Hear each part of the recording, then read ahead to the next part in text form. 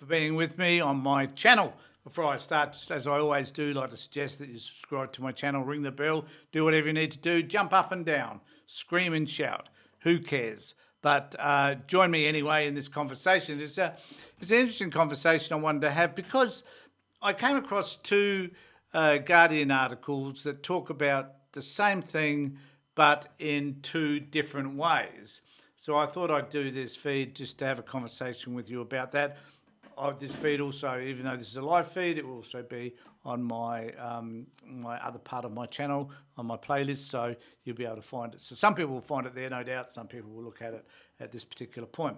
But what I wanted to do was to talk about primarily what these two different versions are. Now, one of them, they're about young people voting.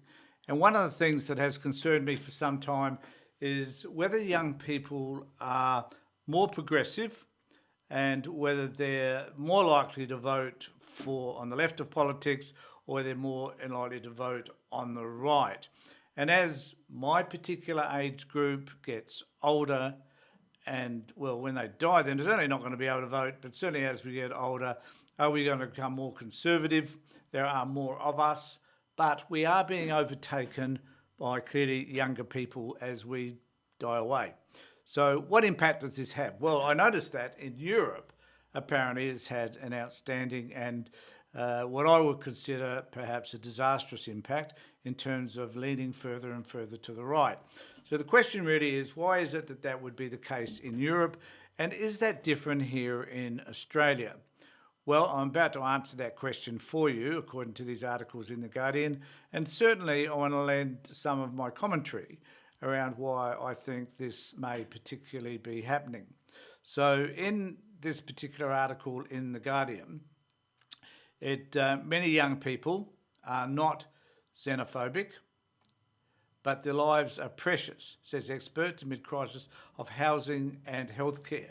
And I'll compare that in a moment with what happens here in Australia in relation to those issues, because those issues are just as much alive here as they are in Europe. So what fascinates me is that it doesn't matter whether you're European or Australian, you're experiencing the same problems and the same issues.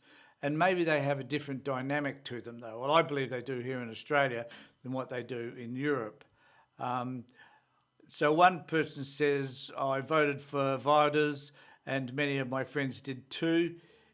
I don't want to live with my parents forever, and neither you bloody well should. I want my own home and to be able to provide for my family later on. Wilders wants to figure out how the housing crisis, figure out the housing crisis and make our health care better. Those are the most important topics for me. And these are the reasons why in Europe, apparently, many more people, younger people, are choosing to vote to the right because they're seeing that their particular needs are not being met. They want them met, and clearly, and I don't know how the political spectrum has necessarily been, so I can't comment on whether or not I believe that the left of politics or the middle, whatever they were in the Netherlands, hadn't necessarily done the right thing. But there is a indicator that young people are no longer happy with the way that their outcomes are likely to be manifested. And as a result of that, they're more prepared now to move further to the right.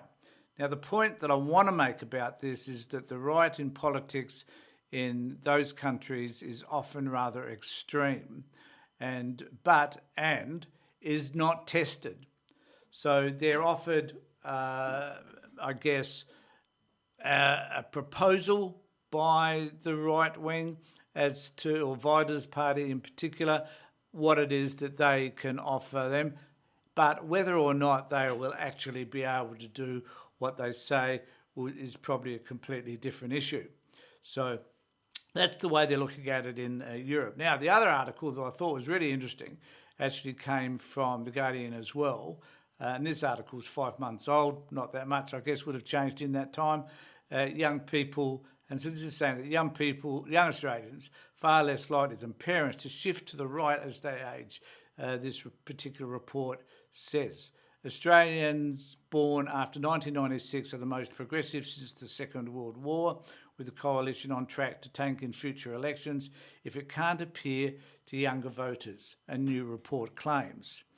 Titled Generation Left, Young Voters Deserting the Right, and released on Thursday by the Centre of the Independent Studies think tank, the report argues that Generation Z adults, those born between 1996 and 2009, is shaping up to be far less likely than any previous generation to become conservative as they age. And the issue that I want to raise with you is, do you think this is true, that young people are now less likely in Australia to be conservative? That's definitely at odds with what seems to be happening in Europe at this particular time, and not just Europe, Argentina, Brazil, South American countries as well.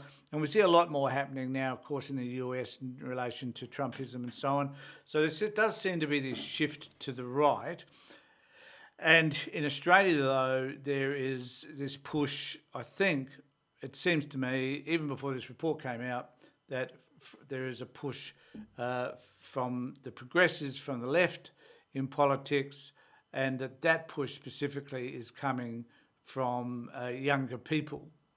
And so are the camps the same? Well, we could argue that in terms of housing and healthcare, which is what's our concerns to those in Europe, yes, they are the same. They are the same as us. The difference is that what we have here are, there's two preferred party system, regretfully, even though we do have some minor parties in there, obviously, the Greens and the Teals and One Nation and so forth. But primarily it is about which one of those two are going to govern.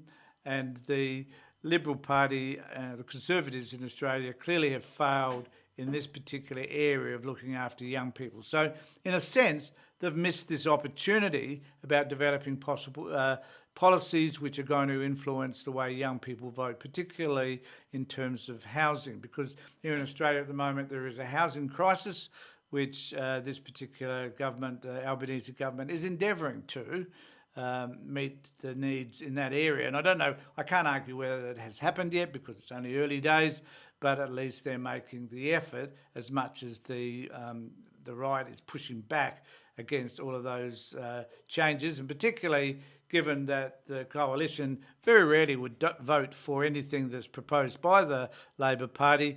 It is therefore unlikely that the young people will look at that and say, well, they're the party of no alition, as the Labor Party would say about the Conservatives, and as a result of that, perhaps more young people will be turned off. But my area, the warning that I'd like to offer is this, is that as the Labor Party, as the Liberal Party become more and more acutely aware of the issues that are confronting young people, hopefully, because it means that they might decide to actually work together in a bipartisan fashion with the government in order to bring about changes which will effectively mean that young people will be able to afford the homes that they desire.